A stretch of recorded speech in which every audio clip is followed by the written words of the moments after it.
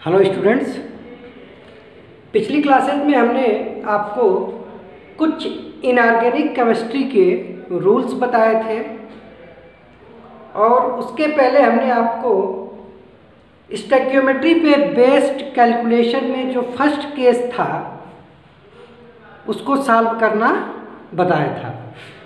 अब इन्हीं दोनों को एक साथ मिक्स करके हम लोग कुछ क्वेश्चन करते हैं और देखते हैं कि कैसे हम लोग फर्स्ट केस पे बेस्ड जो क्वेश्चन थे उसको किसी ट्रिक के माध्यम से आसानी से ओरली बिना पेन उठाए कैसे कर सकते हैं। चलो हम लोग एक क्वेश्चन लेते हैं। क्वेश्चन है calculate weight of residue obtain when 55.2 gram. Question है calculate weight of residue obtained when 55.2 gram silver carbonate Ag2CO3 is heated।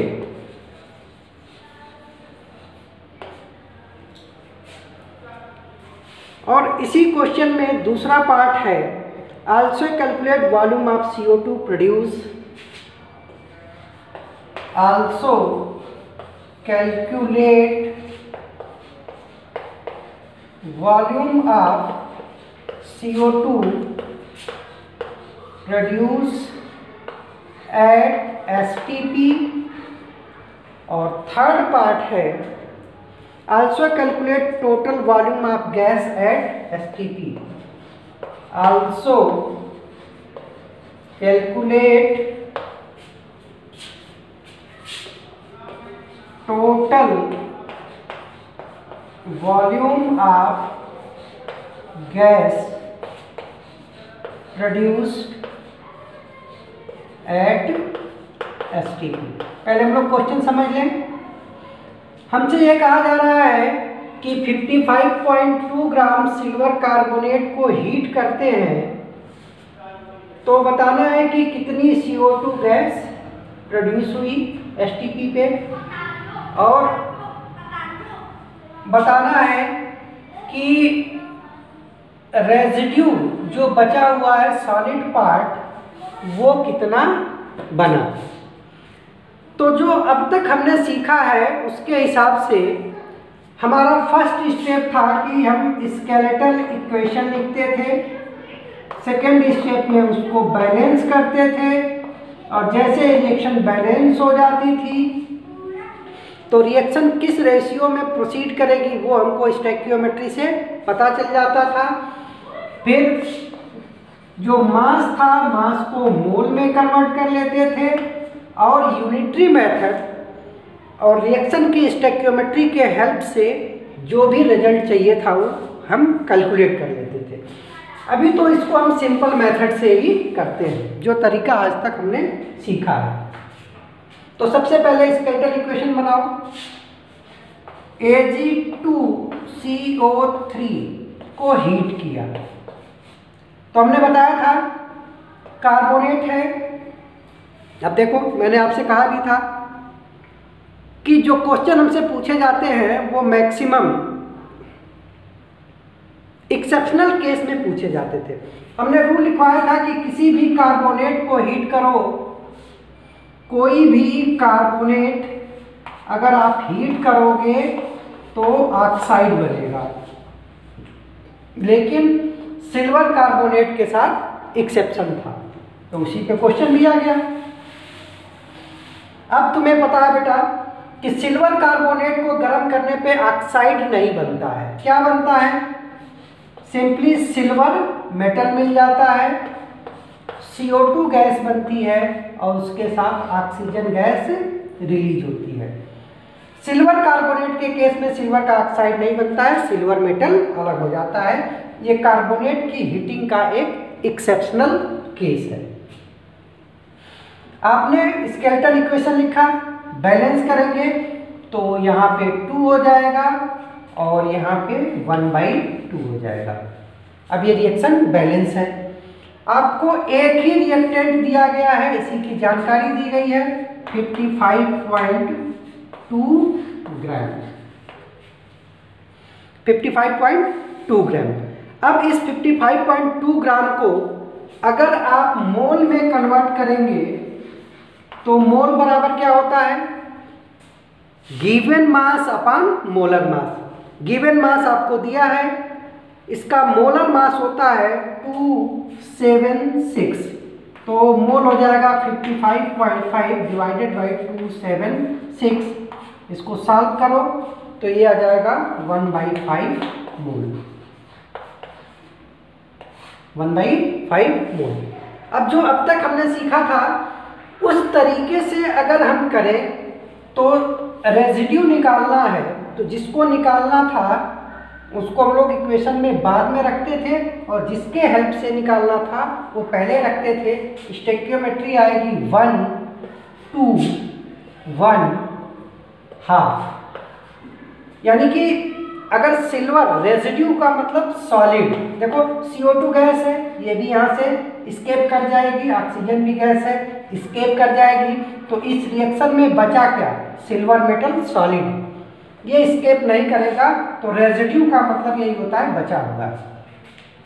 तो जो चीज़ बची हुई है उसका आपको वेट कैलकुलेट करना है। तो पहले तो मास मोल कैलकुलेट करो। कैसे करेंगे, स्टोइकियोमेट्री से पता चल रहा है कि अगर 1 मोल सिल्वर कार्बोनेट को Ag2CO3 को हीट करोगे तो 2 मोल सिल्वर मिलेगा। 1 मोल पे 2 मोल मिलेगा। तो एक्चुअल में आपने किया कितना है, 1/5 मोल। 1/5 मोल, तो सिल्वर कितना मिलेगा, 1/5 इंटू 2 मोल, यानी कि 5/2 मोल। ठीक है, तो ये आंसर हो गया मोल में। अगर वेट निकालना है तो वेट कैसे निकालते थे, मोल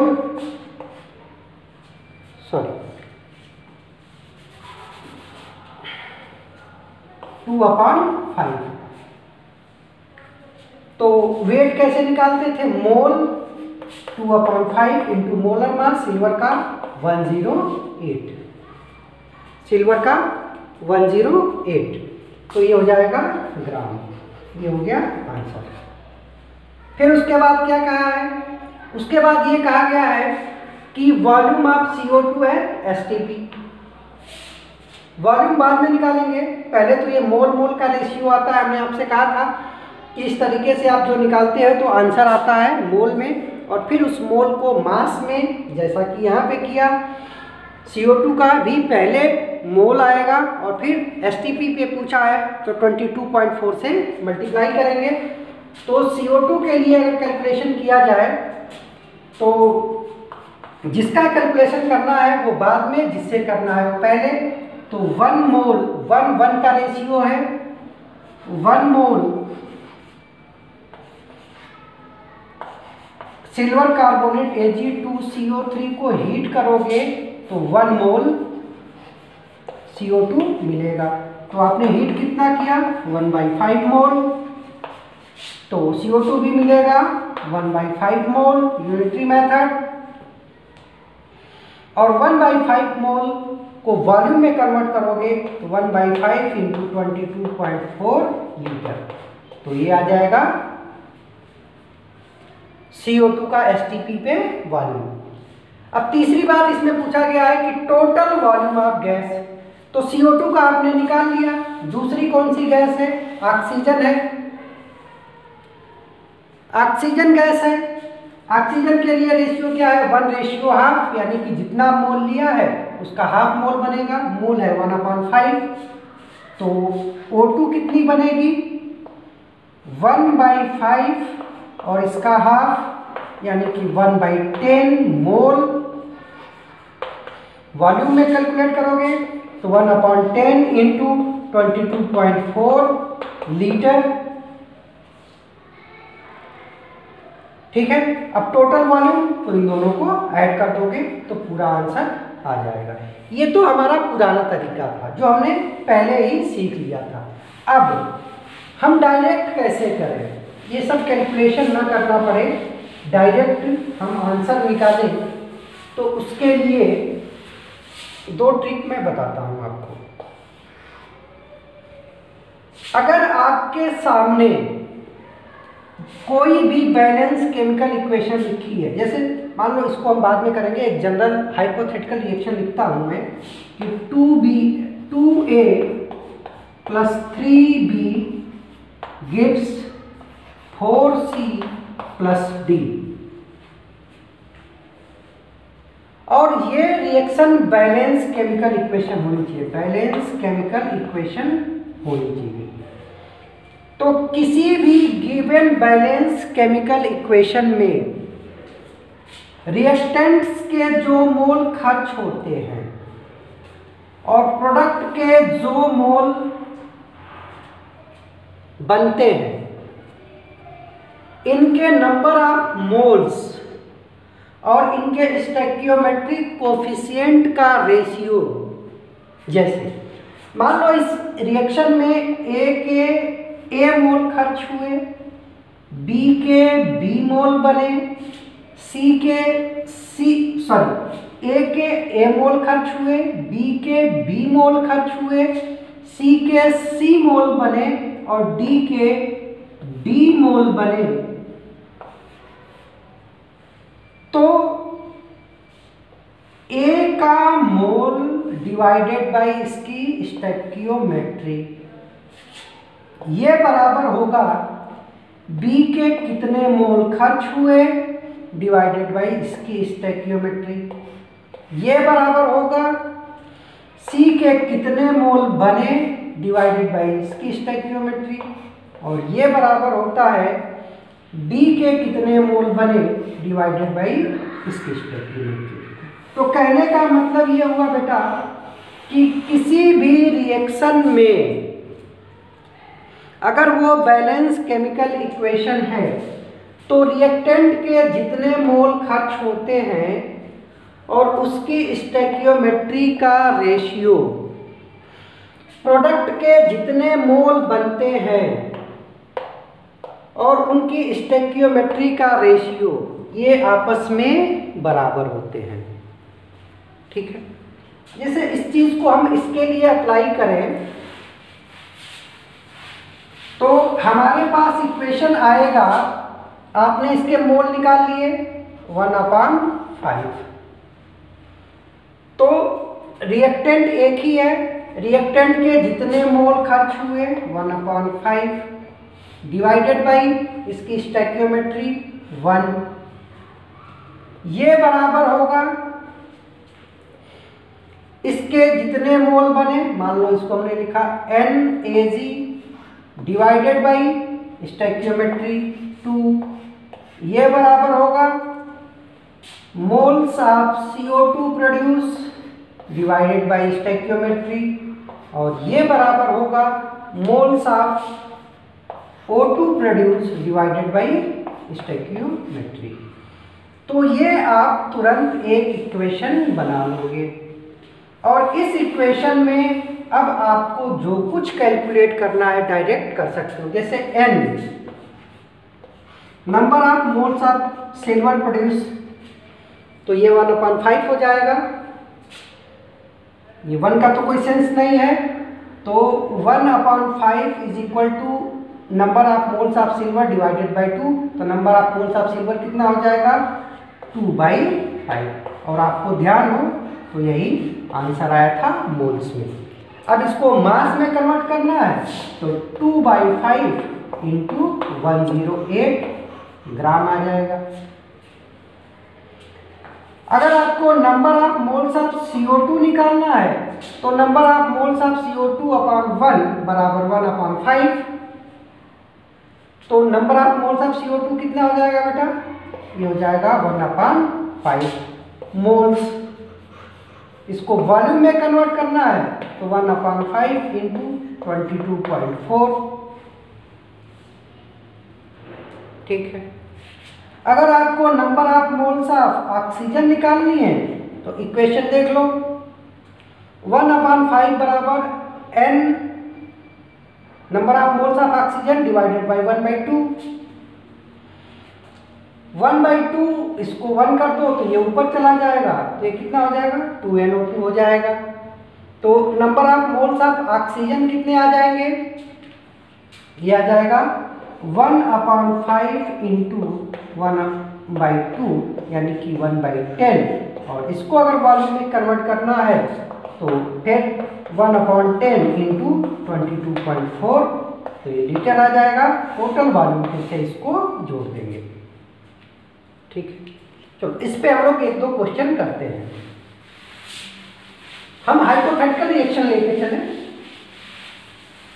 जैसे मान लो हमसे क्वेश्चन कहा गया कि 3A plus 4B gives 2C plus D, और आपसे कहा गया है कि ये बैलेंस केमिकल इक्वेशन है। तो जैसे ही बैलेंस केमिकल इक्वेशन है, इसके लिए आप जनरल फार्मूला लगा देंगे कि number of moles of A use upon 3 बराबर number of moles of B use upon 4, और ये बराबर होगा number of moles of C produce by 2, और ये बराबर होगा number of moles of D produce upon 1।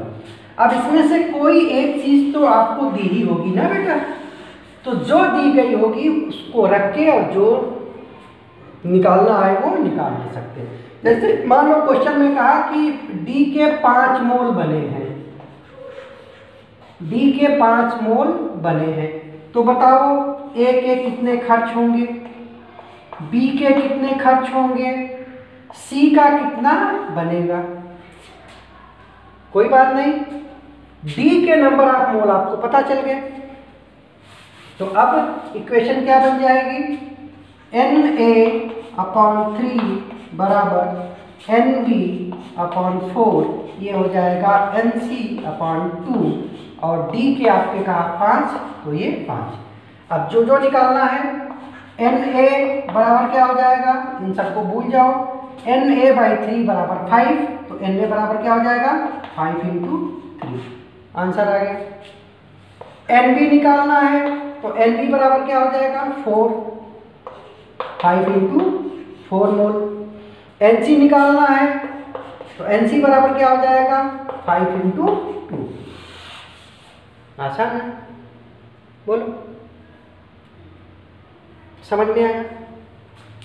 जैसे अगला क्वेश्चन करो, और इसमें कोई जरूरी नहीं है कि चाहे रिएक्टेंट का दिया हो चाहे प्रोडक्ट का। जैसे अमोनिया है, इसका डिकम्पोजिशन होता है तो हाइड्रोजन बनता है, नाइट्रोजन बनता है। बैलेंस रिएक्शन कर दिया, बैलेंस किया तो यहाँ पे 2 आएगा, यहाँ पे 3 आएगा। आपसे कहा कि 10 मोल नाइट्रोजन बनाने के लिए बताओ, हाँ 10 मोल नाइट्रोजन बनाने के लिए number of moles of ammonia कितनी चाहिए, या 10 मोल अगर नाइट्रोजन बना है तो number of moles of hydrogen क्या चाहिए, क्या बन जाएगा।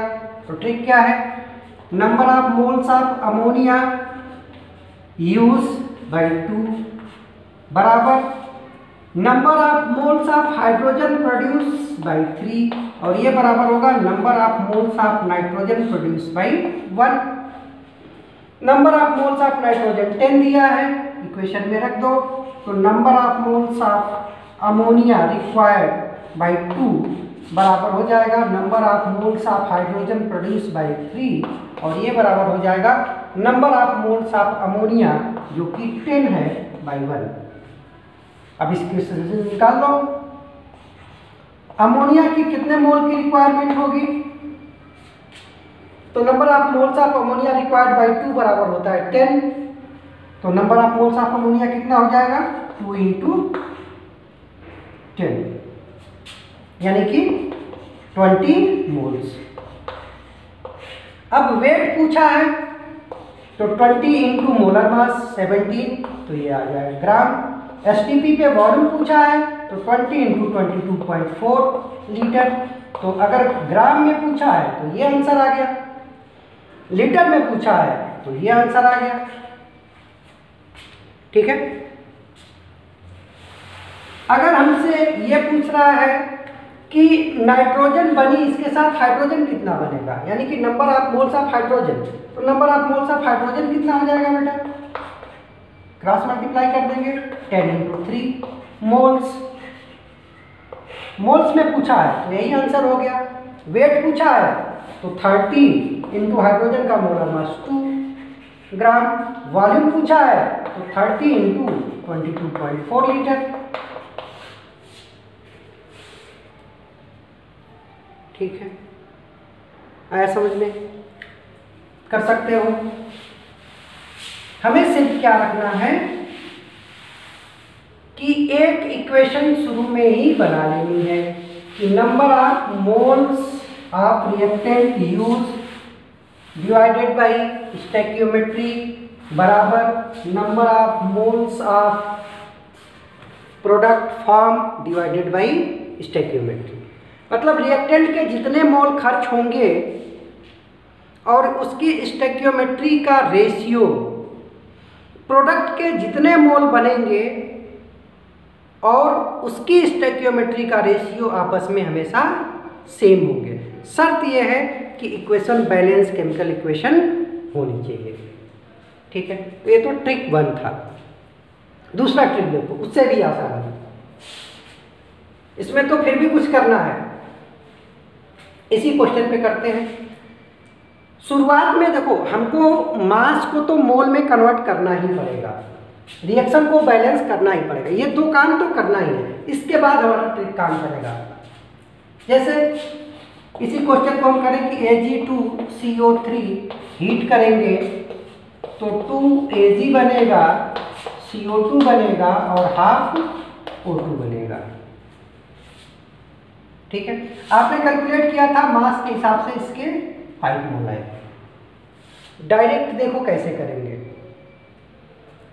हम क्या करते हैं, जिसका निकालना होता है, जैसे हमको सिल्वर का मोल निकालना है तो जिसका निकालना है उसका स्टोइकियोमेट्री ऊपर रखेंगे 2, जिसके हेल्प से निकालना है उसकी स्टोइकियोमेट्री नीचे रखेंगे 1, और जितने में निकालना है वो मल्टीप्लाई कर देंगे 1/5। तो ये आंसर आ गया 2/5। देख लो, दोनों तरीकों से हमने निकाला था, 2/5 ही आया था। CO2 के नंबर आप मोल निकालने हैं, जिसका निकालना है उसकी स्टोइकियोमेट्री ऊपर, जिसके हेल्प से निकालना है उसकी स्टोइकियोमेट्री नीचे, जितने में निकालना है उतने से मल्टीप्लाई 1/5 मोल, इतना ही तो आया था।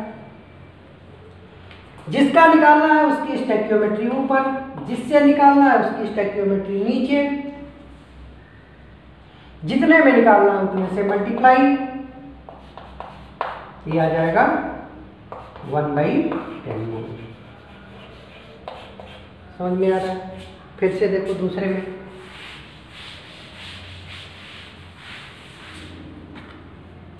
सपोज करो अमोनिया वाली रिएक्शन हमने ली। अब तो लिखते लिखते याद हो गया है कि बैलेंस 2 होगा, 3H2 बनेगा और N2 बनेगा। आपसे कहा गया कि इसके 15 मोल लिए गए हैं, 15 मोल खर्च हुए, तो बताओ हाइड्रोजन के कितने मोल, नाइट्रोजन के कितने मोल। जिसका निकालना है उसकी स्टोइकियोमेट्री ऊपर, जिससे निकालना है उसकी स्टोइकियोमेट्री नीचे, जितने में निकालना है वो मल्टीप्लाई, आ गया आंसर। नाइट्रोजन का निकालना है, जिसका निकालना है उसकी स्टोइकियोमेट्री ऊपर, जिससे निकालना है उसकी स्टोइकियोमेट्री नीचे, जितने में निकालना है वो मल्टीप्लाई, आ गया आंसर। अब ये ध्यान रखना कि ये आंसर किसमें है, मोल्स में। ये आंसर है मोल्स में। अब इस मोल्स को आप मास में या वॉल्यूम में कन्वर्ट कर लोगे। ठीक है बेटा, कोई दिक्कत मेरे हिसाब से नहीं होनी चाहिए। चलो एक दूसरा क्वेश्चन करते हैं। हमारे पास है 2A gives 3B plus 5C। कहा गया है कि एक हाइपोथेटिकल बैलेंस केमिकल इक्वेशन है और calculate number of moles of A required to produce 7 moles of C. C के 7 मोल बनाने के लिए ए के मोल्स बताओ, बी के मोल्स बताओ। चलो ठीक है, डायरेक्ट करो। जिसका निकालना है उसकी स्टोइकियोमेट्री ऊपर, जिसके हेल्प से निकालना है उसकी स्टोइकियोमेट्री नीचे, जितने में निकालना है मल्टीप्लाई। आंसर जिसका निकालना है उसका ऊपर, जिससे निकालना है नीचे, जितने में निकालना है मल्टीप्लाई। है आसान? बोलो, कर लोगे? नहीं हो पाएगा। चलो एक और क्वेश्चन कर लो।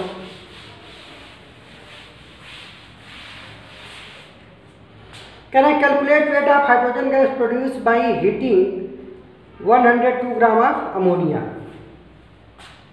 102 ग्राम अमोनिया है और इसको हीट कर रहे हैं, तो हमको कैलकुलेट करना है weight of hydrogen produce. Weight of H2 हमको बतानी है। दो काम शुरू के तो हमको करने ही है। बैलेंस केमिकल इक्वेशन लिखा, अमोनिया 2 3 H2 N2 102 ग्राम है, 2 से 17 से डिवाइड किया। अमोनिया का कितना होता है? 17 होता है। 102 डिवाइडेड बाई 17 कितना आएगा बेटा? 6 मोल। ठीक है, अब जिसका कैलकुलेट करना है उसका मोल ऊपर, जिसके हेल्प से करना है उसकी स्टोइकियोमेट्री नीचे, जितने में कैलकुलेट करना है मल्टीप्लाई। तो ये आ गया 9 मोल्स। अब वेट पूछा है तो 9 इंटू 2 यानी कि 18 ग्राम। समझ में आ रहा है? दिमाग चलाओ। मान लो हमें नाइट्रोजन का भी बताना है, जिसका बताना है उसकी स्टोइकियोमेट्री ऊपर, जिससे बताना है स्टोइकियोमेट्री नीचे, जितने में कैलकुलेट करना है उतने से मल्टीप्लाई। आ गया 3 मोल्स। मास निकालना है 3 इंटू नाइट्रोजन 28, ये हो गया ग्राम। ठीक है बेटा, तो आपके पास अब 3 तरीके आ गए। एक तो स्टोइकियोमेट्री और यूनिटरी मेथड, दूसरा नंबर ऑफ मोल्स प्रोड्यूस या कंज्यूम डिवाइडेड बाय स्टोइकियोमेट्री, और इनका रेशियो हम कर देंगे इक्वल। और तीसरा और सबसे आसान कि इक्वेशन को बैलेंस करो, बैलेंस करोगे तो स्टोइकियोमेट्री आ जाएगी सारे रिएक्टेंट्स और सारे प्रोडक्ट्स की। अब उसमें किसी एक के बारे में जो जानकारी दी गई है उसके नंबर ऑफ मोल्स निकाल लो और उसके हेल्प से बाकी को कैलकुलेट करो। कैसे? जिसको कैलकुलेट करना है उसकी स्टोइकियोमेट्री ऊपर रखेंगे, जिसके हेल्प से कैलकुलेट करना है उसकी स्टोइकियोमेट्री नीचे रखेंगे, और जितने मोल में कैलकुलेट करना है उससे मल्टीप्लाई कर देंगे, तो हमारा आंसर आ जाएगा नंबर ऑफ मोल्स में।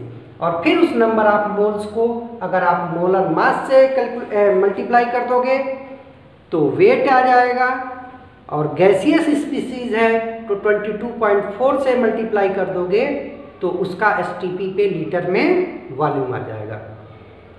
ठीक है बेटा, और इस तरीके से हमारा फर्स्ट केस खत्म होता है। अब जो हमारा सेकंड केस है, केस सेकंड है, ये है कि जब एक से ज्यादा रिएक्टेंट हो, when number of reactant is more than 1, number of reactant is more than 1 और हमको जानकारी सिर्फ किसी एक रिएक्टेंट के बारे में दी गई होगी। When number of reactant is more than 1 but information about only one reactant is given। देखो बेटा, ये सिर्फ हम लोग चैप्टर को लंबा खींच रहे हैं, अदरवाइज ये कोई केस नहीं होता है। ये बिल्कुल आपने जो फर्स्ट केस पढ़ा है उसी के जैसा ही है। इसमें क्या होगा, फर्क इतना होगा कि वहाँ पे सिर्फ एक रिएक्टेंट था, यहाँ पे एक से ज़्यादा रिएक्टेंट होंगे, और एक से ज़्यादा रिएक्टेंट में से किसी एक रिएक्टेंट के बारे में ही आपको इंफॉर्मेशन दी गई होगी। और ये इंफॉर्मेशन कभी आपको मोल के टर्म में दी जाएगी, कभी मास के टर्म में दी जाएगी, गैसियस स्पीसीज के केस में वॉल्यूम के टर्म में दी जाएगी। कोई फर्क नहीं पड़ता, मोल पे स्टोइकियोमेट्री अप्लाई होता है, गैसियस स्पीसीज के केस में वॉल्यूम पे भी अप्लाई होता है। मास रहेगा तो बस आप क्या करेंगे, मास को मोल में कन्वर्ट कर देंगे बाय डिवाइडिंग मोलर मास। और अभी जो हमने ट्रिक समझाया था उसी के बेसिस पे इसको सॉल्व कर देंगे। ठीक है, इस टाइप की जो रिएक्शन होती हैं वो जनरली हमको देखने को मिलेंगी एसिड बेस न्यूट्रलाइजेशन रिएक्शन में। आपको पता है कि कोई भी एसिड और किसी भी बेस से रिएक्शन कराओगे तो सॉल्ट और इसके साथ वाटर बनता है। आपसे किसी एसिड या बेस में से किसी एक के बारे में इंफॉर्मेशन दी गई होगी और उस इंफॉर्मेशन के हेल्प से आपसे पूछा जाएगा कि एसिड कितना लगेगा या सॉल्ट कितना बनेगा या वाटर कितना बनेगा। तरीका वही है कि आप क्या करेंगे, पहले तो बैलेंस केमिकल इक्वेशन लिखेंगे और बैलेंस केमिकल इक्वेशन लिख के और जो अभी हमने ट्रिक बताया है उसी ट्रिक को अप्लाई कर देंगे। जैसे सपोज करो हमसे क्वेश्चन पूछा गया कि calculate weight of HCl required to neutralize 80 gram of sodium hydroxide. Question है calculate weight of HCl required to neutralize 80 gram of sodium hydroxide. तो सबसे पहले तो रिएक्शन लिख लो, सोडियम हाइड्रोक्साइड प्लस HCl बनेगा NaCl plus H2O, reaction balance है। अब किसके बारे में जानकारी दिया गया है, सोडियम हाइड्रोक्साइड 80 ग्राम को मोल में कन्वर्ट करोगे, सोडियम हाइड्रोक्साइड का मोलर मास होता है 40, तो ये हो गया 2 मोल्स। ठीक है, ठीक वही, जिसका कैलकुलेट करना है उसका मोल ऊपर, जिससे कैलकुलेट करना है जिसका कैलकुलेट करना है उसकी स्टोइकियोमेट्री ऊपर, जिससे कैलकुलेट करना है उसकी स्टोइकियोमेट्री नीचे, जितने में कैलकुलेट करना है तो आ गया 2 मोल्स। अब 2 मोल्स आया, मास में कन्वर्ट करना है तो 2 इंटू मोलर मास, क्लोरीन का 35.5 और हाइड्रोजन का 1, तो ये हो जाएगा 2 इंटू 36.5 ग्राम आंसर। ठीक है, चलो देखो अब कितना आसान हो गया काम करना। सेकंड क्वेश्चन है calculate mass of sulphuric acid required to neutralise 22.4 gram of potassium hydroxide. हम रिएक्शन करा रहे हैं H2SO4 की किसके साथ, KOH के साथ। रिएक्शन एसिड और बेस बनेगा साल्ट, ये बनेगा K2SO4 प्लस H2O। रिएक्शन को बैलेंस करेंगे, यहाँ पे आ जाएगा 2 और बाकी सब बैलेंस है। देख लो, सल्फेट 2K K2 2 हाइड्रोजन और 2 4 हाइड्रोजन, तो यहाँ पे हो जाएगा 2। ठीक है, बैलेंस हो गया। अब हमको KOH का वेट दिया है, कितना दिया है बेटा? 22.4 ग्राम। तो वेट को हम मास में कन्वर्ट करेंगे, मोल में कन्वर्ट करेंगे, मोलर मास 56, तो ये आ जाएगा 1/2। कितना आ जाएगा? ये आ जाएगा 2/5 मोल। 2/5 मोल। मतलब मैथमेटिकल कैलकुलेशन आपको करना है, डिवाइड करोगे 2/5 आ जाएगा। ठीक है, अब हमको इसका मोल कैलकुलेट करना है। जिसका मोल कैलकुलेट करना है उसकी स्टोइकियोमेट्री ऊपर, जिसके हेल्प से करना है उसका नीचे, जितने में करना है वो मल्टीप्लाई 2/5, ये आ जाएगा 2 से 2 कट गया 1/5 मोल। अगर हमको इसका करना होता तो जिसका करना है उसका ऊपर, जिससे करना है उसका नीचे, जितने में करना है उससे मल्टीप्लाई 2/5 1/5 मोल्स। इसका करना है, जिसका करना है ऊपर, जिससे करना है नीचे, जितने में करना है वो मल्टीप्लाई 2/5, और ये सारे आंसर आएंगे मोल्स में।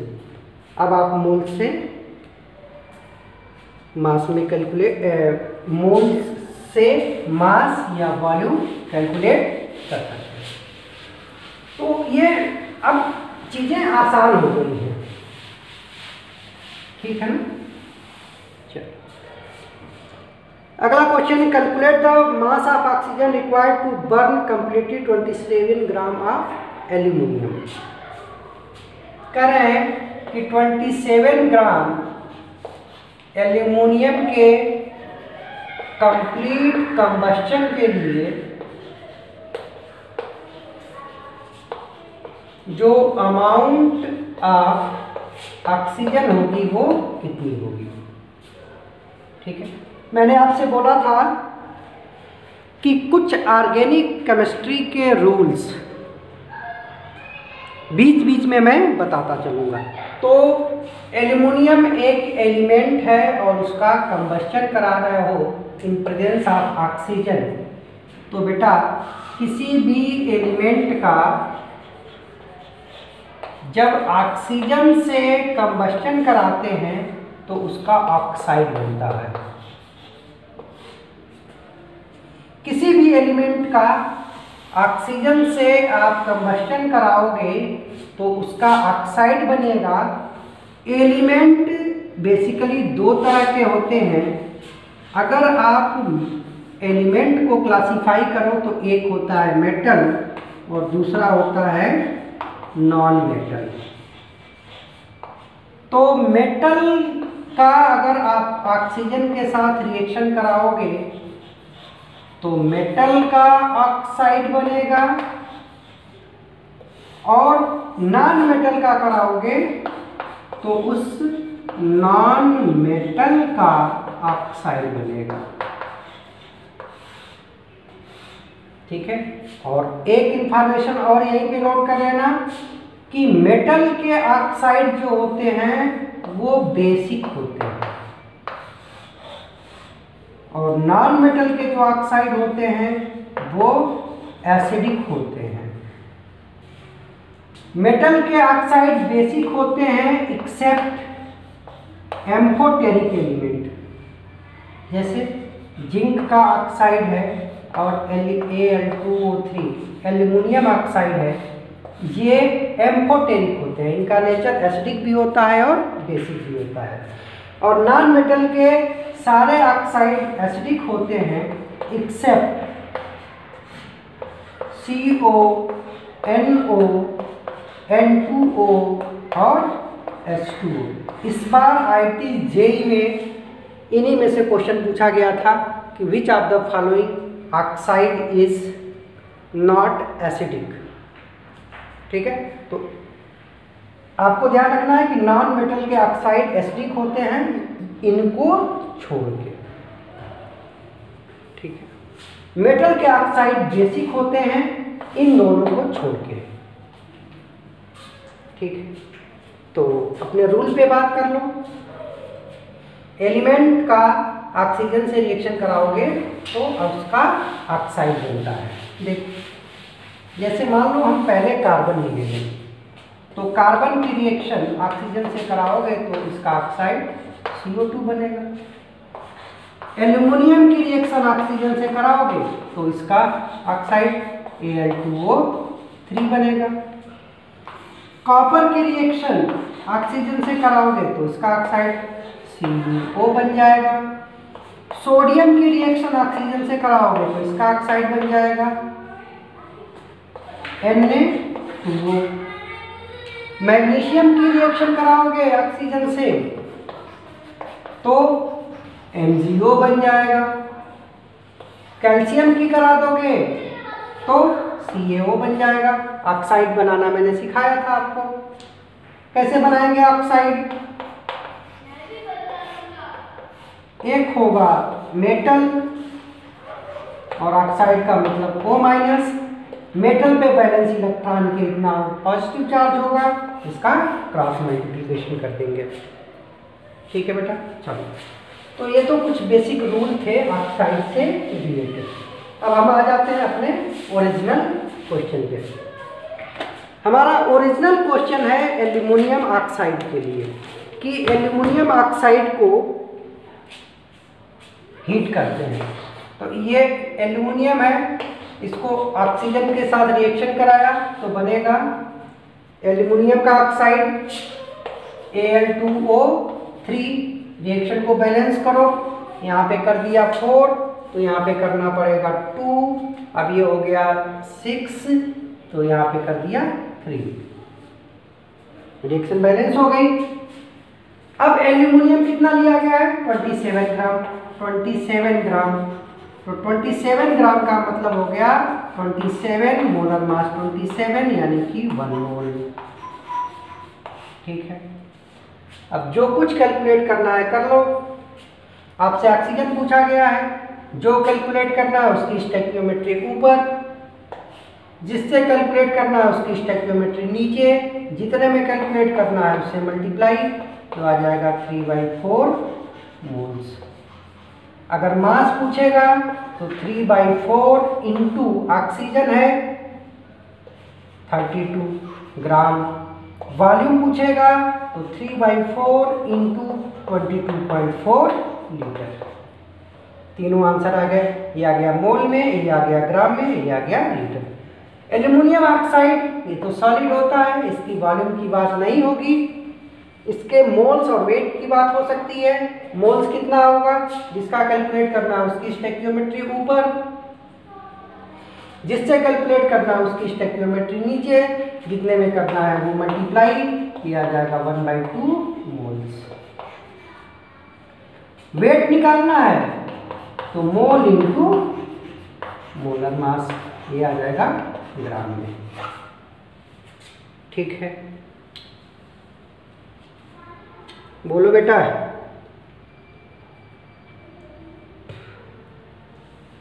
तो इस तरह से हमारा सेकेंड केस भी खत्म होता है। अब जो सबसे इंपॉर्टेंट है वो है थर्ड केस, और थर्ड केस क्या है, व्हेन ये C3 है, when more than 1 reactant is given and information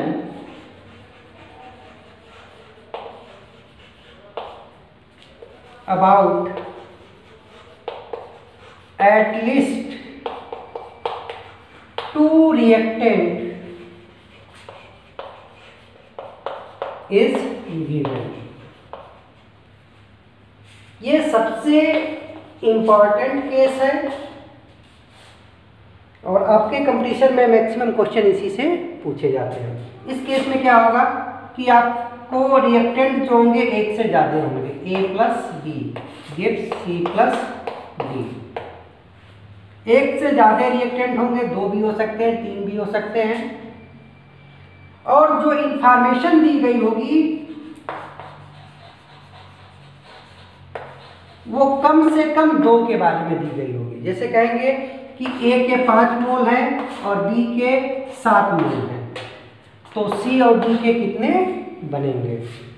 ठीक है, तो ये थर्ड केस है, जब आपसे क्वेश्चन में कम से कम 2 रिएक्टेंट होंगे, 2 से ज़्यादा भी हो सकते हैं, और कम से कम 2 रिएक्टेंट के अमाउंट के बारे में आपको इंफॉर्मेशन दी गई होगी।